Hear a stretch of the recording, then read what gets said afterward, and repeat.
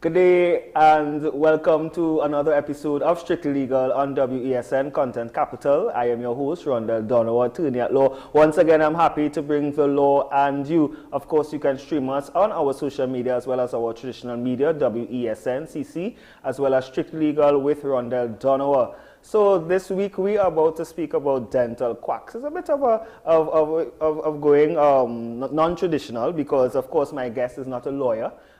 She is an oral surgeon, Dr. Kimberly Abraham, and we're going to speak about about the need to crack down on unregistered and unlicensed dentists, because we've seen a lot in Trinidad and Tobago because of our influx of I don't want to use the word loosely, but migrants, and also a lot of different types of persons who come to Trinidad, and even persons who are Trinidad nationals who are operating at home procedures, and whether that is safe, that is proper, and of course whether it is legal. And in studio I have Dr. Kimberly Abraham, as I said, oral surgeon, and she is her principal practice owner of Confident Dental Care, if I'm not mistaken. Confident Care Family. Right, Confident Care Family. Well, of course, she would officially introduce her practice. She is a dentist for the last 6 years, and she's also a member of the Trinidad and Tobago Dental Association. And you would have seen her on LinkedIn and a lot of social media pages where she uses great methods, and she's very popular in the social world. And once again, I'm so happy to have her in studio, Kimberly Abraham. Doctor, good morning. Hi, good morning. Thank you for having me. And how are you? I'm fine. Thank you for coming on to our set at Strictly Legal as a doctor in dentistry. And of course, the reason why I would have approached you to be on this program, because I came across a post from you as well with respect to persons who have been unregistered and are doing at-home treatments, and whether or not it is safe. And of course, seeing that this is something that is prevalent, there would have been considerations where the association as well as the council, dental council, would have lobbied the government to create laws or to create legislation to attack dental quacks. So let's start with you. Let's hear. Who is Kimberly Abraham? Who is Dr. Abraham? Yes. Hi. So I've been practicing for 5 years. I'm the principal dentist. I own my own office.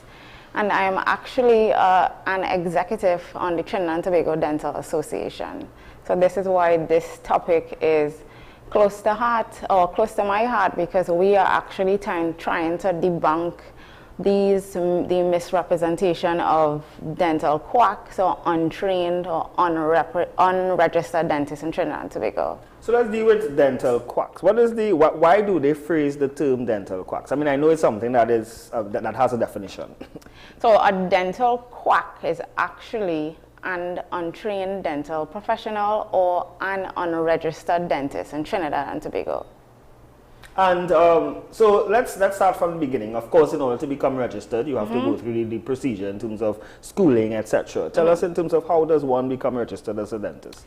So the Dental Council is the body that manages the dental board. The dental board in Trinidad and Tobago is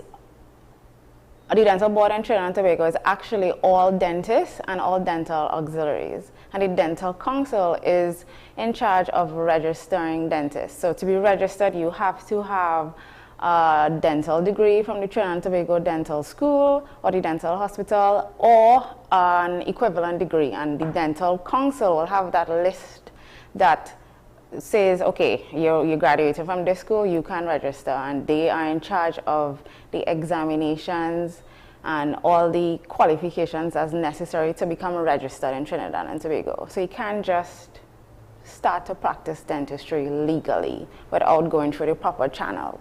Now, of course, we have seen a lot of videos circulating, particularly one on TikTok, where a young lady would have engaged an at-home dental practitioner to install braces. Yes. Of course, we know braces, while braces is something that is needed for persons who have difficulties in whatever way. We've seen also where it has become a style, right? So just walk us through in terms of whether or not that practice is safe, And of course, why is it that practice became so widespread, especially here? So you're right. I have found that dentistry or braces, sorry, is a trend. Some people come to me and they find, okay, I like this look. And if a patient comes to me, I say, well, I can help you because it serves a purpose. Why do people go to untrained dental professionals? You would know, or most people know, that dentistry it's expensive, and some people just can't afford access to proper dental care or afford traditional braces. So that's the reason why it's encouraging to go to somebody that's cheaper. Sometimes you just can't afford it at the time. So that's why it's so popular now. But cheap in this case is not better. Cheap isn't safe. To become a dentist, or even to, let's say you want to have braces done, there are proper protocols that have to be done before. There are x-rays that have to be taken. You have to make sure that you have no cavities, no bone loss, because while it's cheaper in the short term, in the long term you could basically lose your teeth. You could have teeth mobility, teeth starts to shake. You could actually get more cavities. Putting braces or Invisalign, depending on the form of orthodontic treatment you use to straighten your teeth, you're actually putting force on your teeth, and without going to somebody who's trained and to see the type of anchorage or the type of force that's necessary in the long run, you could actually lose your teeth or end up having to do root canals, bridges, implants, or even dentures. It'll actually cost you more in the long run. Because I'm seeing, at least on one face, I think it was an Instagram page, I wouldn't call the name of the, I don't know if it's a company because I'm sure it's not registered, where at-home visits can cost as little as $1,000 to install braces. Yep. So do they follow the same regulations or the same practice in terms of doing the x-rays? I mean, because I have braces and I know the procedure in terms of before actually installing. You have to do like 2 visits. They have to do moldings, x-rays, photos, make sure that your teeth is aligned. Do they do all those things with those at-home installations? So a registered dentist is mandated by the dental council to have proper things in place. The office has to have a certain level of sanitary conditions, sterilized instruments. So no, it's not safe.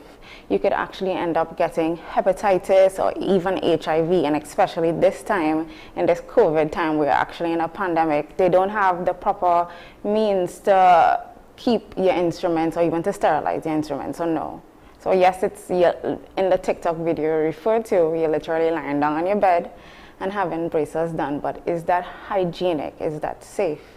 And it isn't. Of course, because one of the things, one of the practice when you come into a dental office or even a doctor's office, they sanitize, you wash your hands, you have to be in a space where at least the orthodontist or the dental surgeon can see your teeth properly and all these various things in terms of lighting conditions and these things. But is it that those individuals who install those braces or do those dental work, is it that they are untrained or they are unlicensed in Trinidad and Tobago?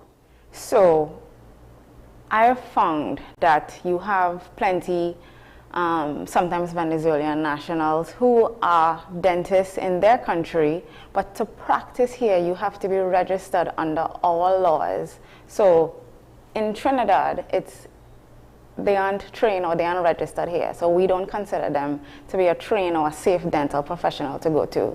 So while they might have the knowledge, no. And then sometimes people go to the University of YouTube and they Google how to put on brackets, and so no, most times no, they're not trained. But in terms of the dental association, what sort of lobbying has the association done to the powers that be to ensure that there's stricter legislation? Because from my research, I don't think there's any legislative framework dealing with that type of practice. So I'm an executive on the Dental Association, and currently we have an anti-quack campaign, and that's mostly for education to the general public. How do you spot a registered dentist?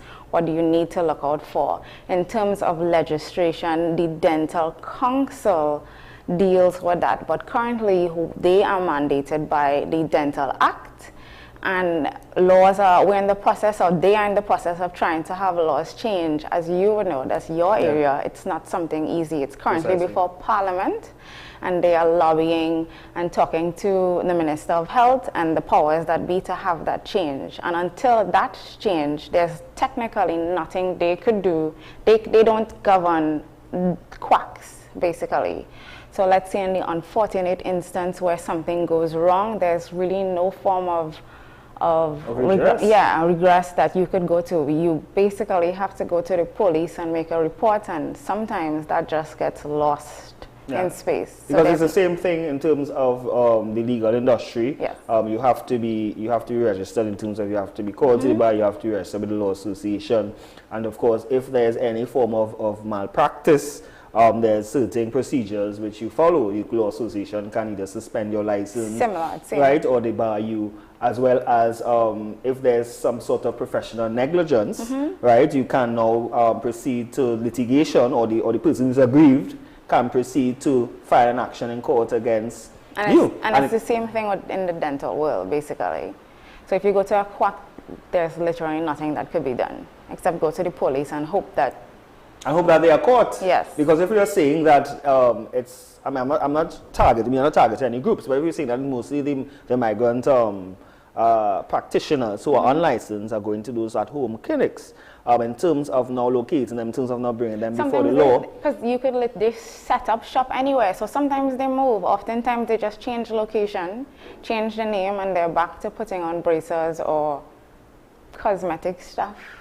Like I had a patient call my office and they asked, do you put on diamonds on your teeth? So I said, no, I don't. So that's something from a long time. Right, no, but I think she was like glitter diamonds. Oh, okay. And she asked, why can't you use your dental glue and just stick it on? Quacks do those things. Right. Right? So those things are being done, but a trained or registered dentist will not do that. Interesting, because I remember even long ago, I mean, obviously we are, when we were young people going to school, we used to see these, I mean, I did that once, where you put this, I think it was a trend, those diamond studs on your, it's still happening. on your tooth. But I mean, you didn't have to go to a dentist to do that. You just buy it, I mean, just purchase it and stick it onto your teeth. So now, like quacks would use for it to last a little longer. Right. The glue that we use, quacks would do those things. Right. And of course, that can be that can cause a lot of medical issues. Right, dental issues as well, dental caries, which could lead to, in the long run, tooth loss, basically. Right. So, Dr. Abraham, let's take a pin here. We have to take a break. You're watching Strictly Legal. We'll be right back.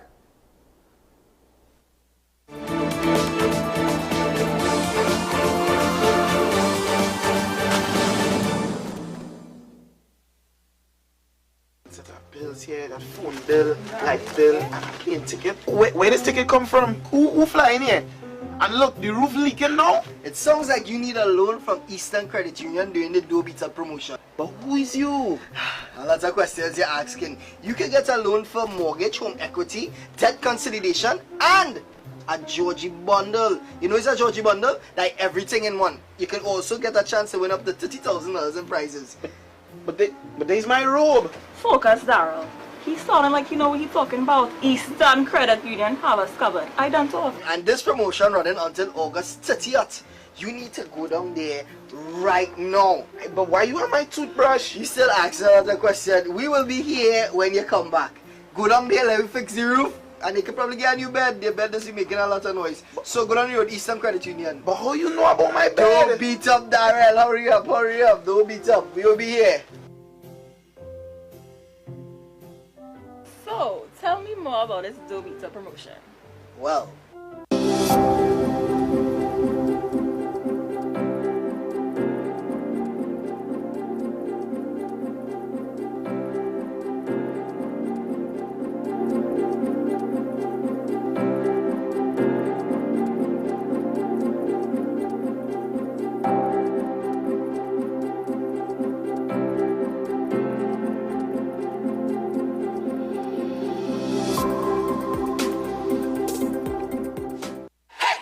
Fan Zone, Your reliable, authentic supplier has just gotten better. You can now visit our website www.fanzonett.com for your authentic wear and collectibles. The only place where you can use both your Visa debit and credit cards. Visit our website fanzonett.com to make your purchase today.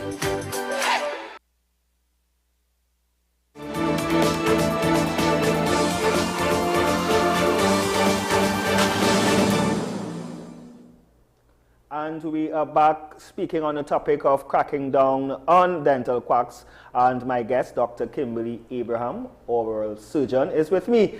Kimberly, so before the break, we were speaking about, in terms of the council, what are their powers, etc. Now, I note that one of the recommendations was that the quacks, so if there's a quack operating legally, the council can act immediately without having to go to the Director of Public Prosecution. At this point in time, the council doesn't really have any powers, right, to shut down an illegal practice or to make recommendations for arrest or for whatever action there is.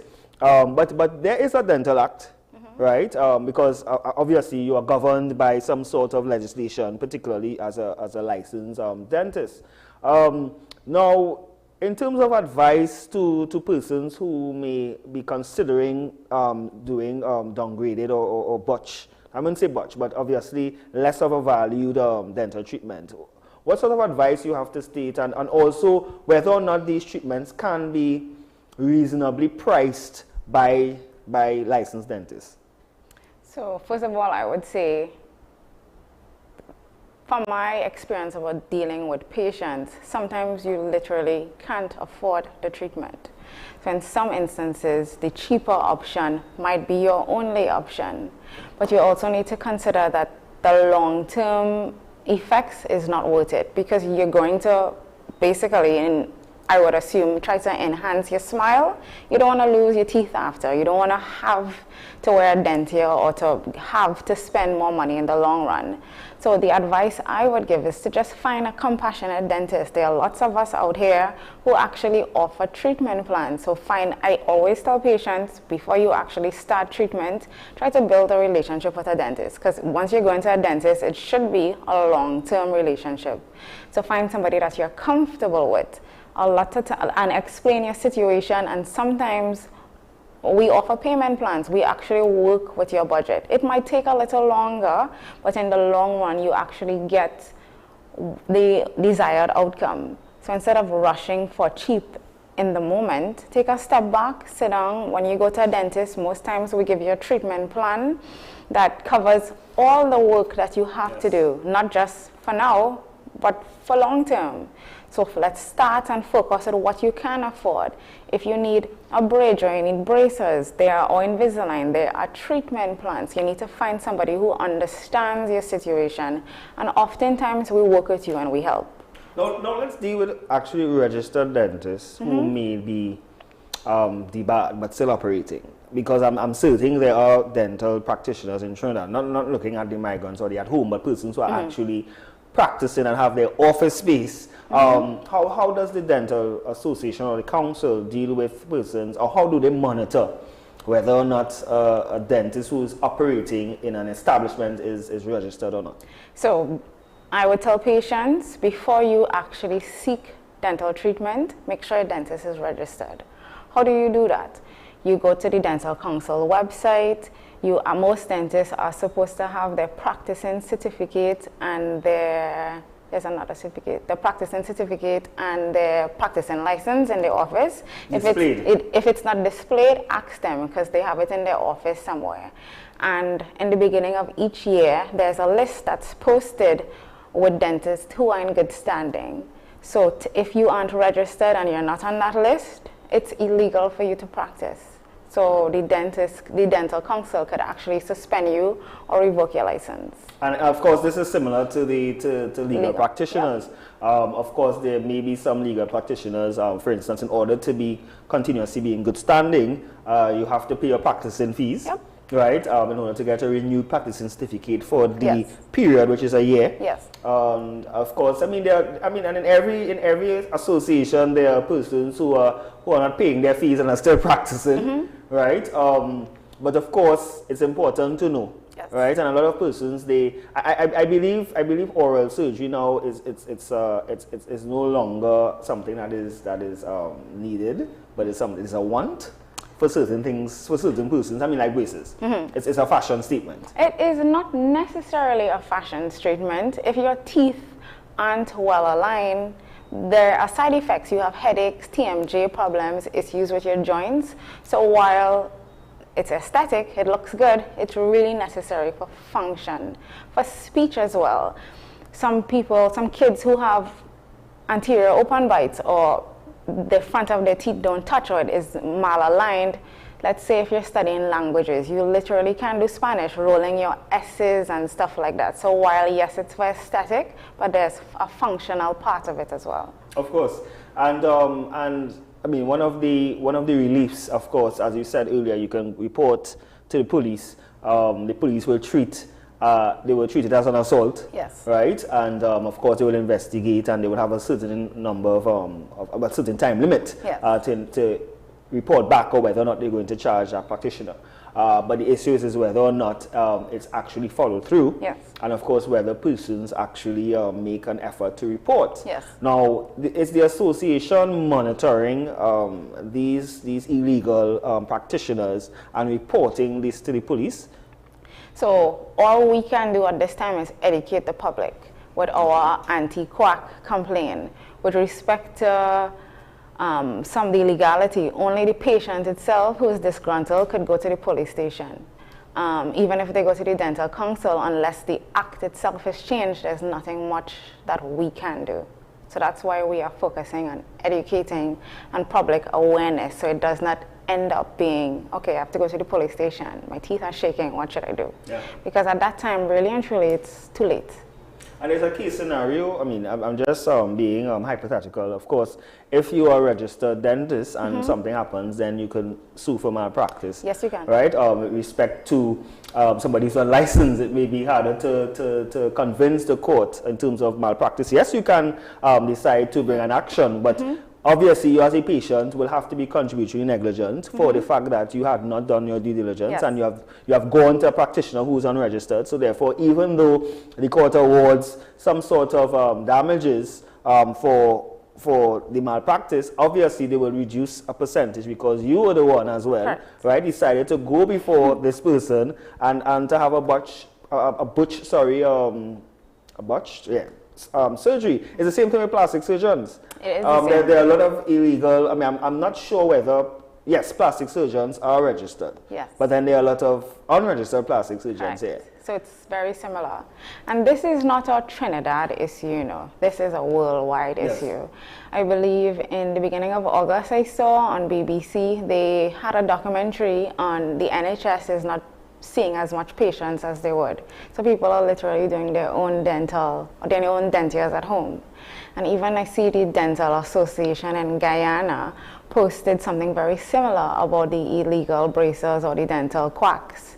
So it's a worldwide issue we're dealing with. It's not just in Trinidad this is going on, it's all over. So it's very similar with the surgeons all over the world. Now, do you think there's a need for more public dental surgeons in Trinidad and Tobago? Because I'm not sure if the number is still the same. Because I remember when I was younger, I mean, my mom being in the medical field, I used to go to the public dentist in the health center to get my dental treatment. But I realize now, is it that there's less public dentists, and therefore, because of the fact that there's less public dentists and the wait for an appointment, it means now that persons now have to resort to going through the back door? It's the same. The thing is, the numbers, the health center could only see so much at a time, and we're just coming out of the height of the pandemic. I think that's since before though. Yeah, but even more so. Like they were only doing like elective dental procedures, so the routine stuff. But really and truly, for the day in a health center, you could only see X amount of patients.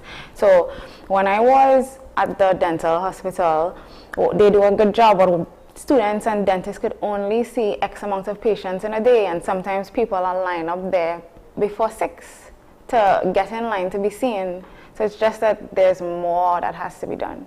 But there's only so many health centers in Trinidad and Tobago. The hospital, the dental school can only see so many people in one day. And so for the mass of patients that they have to be seeing, that's why quacks are becoming so popular now.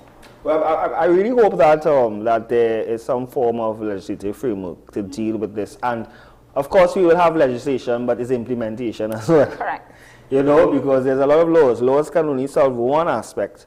But then if there's no implementation and follow through, right, then obviously it will just be at a stalemate. Yes. And what I've noticed too, you know, in terms of social media, everything is about aesthetics. Everything is about. I mean, when I saw that video, because I wanted to post it there, but I know it was on someone's TikTok, and even looking through the pages of this particular practitioner, I don't even know if to call them a practitioner, but the unregistered, well, the quack, right, as the term is stated. You're seeing where they are showing progress, right, but the progress doesn't look too. I mean, yes, the teeth is straightened, but it's moved. Okay, that's the good terminology, moved. But is it a positive move or a negative one? Right. Yeah, but only by the time you take off those brackets, or oftentimes before, your teeth are shaking. Yeah. You're losing bone resorption, your need for root canals. It's most times ends up very negatively for the patient. And where's your practice located? So my practice is in Shoguanas. Okay, and that is Confident Care Family Dentistry. Yeah, Confident Care Family Dentistry, Dr. Kimberly Abraham. I know dentists can't advertise. Same with attorney, so this is not an advertisement, right? But of course, it's important to invite practitioners like yourself to instill that knowledge, because a lot of persons just need some form of advice, right? If it's a consultation, and obviously, one question though is that when someone goes to a quack and then they realize that they have done a bad job, do registered dentists take their work? Most times, no, I don't. Right. You don't? No. Because then that's a liability on you. Correct. So oftentimes I tell them, okay, just go back and have them take off the brackets. Say come in for a consultation, at least let them take off the brackets, and then we'd go from there. Most times it's reconstructive work we're trying to do. So no, most dentists, they don't do it. That's what I realized, because even though persons register or go by one dentist, and then if they go by another registered dentist may not want to do the work. Is it an ego thing as well? For me, it's you ask permission. It's, remember, at the end of the day, the dental industry is, you know, these are your colleagues. So oftentimes, I just would not take over a case. You email the dentist, you reach out, hey, this is such and such. And then if you start work by a dentist, the records are yours, so you don't have to come back by another dentist and take over x-rays. They can be sent to you. So it's just proper protocol, in my opinion. Proper protocol. And of course, I mean, knowing fully well that dental practitioners know one another. Yes. So it's about building and maintaining relationships. Correct. And of course, protecting yourself. Yes. Do dentists have indemnity, or do insurance? Yes. Is that mandatory? Yes, it is. Okay, great. Any closing statements? Because I know we're out of time already. So thank you for having me, and I hope that I was able to shed some light on the dental quack issue that's going on in Trinidad and Tobago. Indeed, and guys, please, of course, I mean, dental practitioners have payment plans. They have payment options. I mean, I think before it was just a matter of no, you have to pay in advance. You don't have to pay all in advance. Talk to your dentist. Payment plans are an option. Yes, and it's better to obviously. I always say, and it's a saying, cheap thing no good, good thing no cheap. That's right. It isn't. It isn't, because look at it, you end up having to spend more monies to fix the problem in the long run. So thank you so much, Dr. Abraham. It was a pleasure. I'm most grateful for having you here, and we at WESN are grateful for you. Right? Well, thank you so much. So you have been watching Strictly Legal on WESN, Content Capital. We are out of time. We were speaking on the cracking down of dental quacks. So do have a great day. Please stay safe, sanitize. Until next time. See you then. Bye.